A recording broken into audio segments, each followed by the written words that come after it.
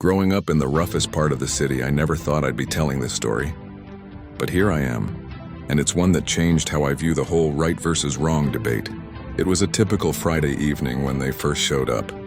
A notorious gang that had been terrorizing our neighborhood for months. They weren't just your average troublemakers. These guys had a reputation for home invasions that often turned violent. That night, they decided our house would be their next target. My dad, a 20-year military veteran, had always been the quiet type. The kind of man who'd rather avoid conflict than seek it out.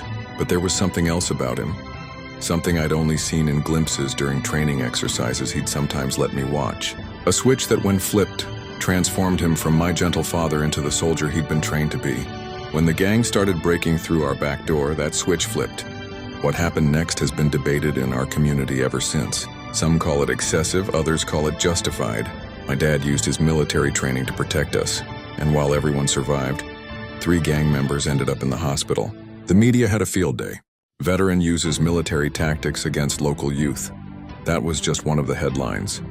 People started taking sides. Some praised him as a hero protecting his family.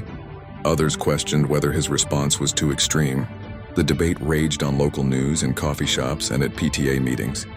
But here's what those headlines missed. The terror in my little sister's eyes when the first window shattered. The way my mom's hands shook as she dialed 911. The fact that these local youths had put 3 other families in the hospital the month before. Years later, I asked my dad if he regretted how he handled it.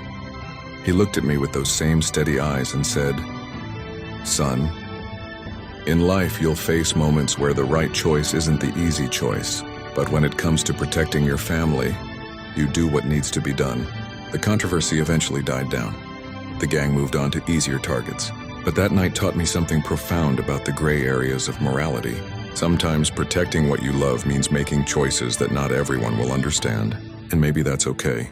Today our neighborhood is safer, not because of any grand police initiative or community program, but because one quiet veteran drew a line in the sand and said, "Not my family. Not today." It might not have been pretty, it might not have been popular, but it was necessary. And you know what? I sleep better knowing that sometimes the most controversial choices are the ones that keep us safe at night.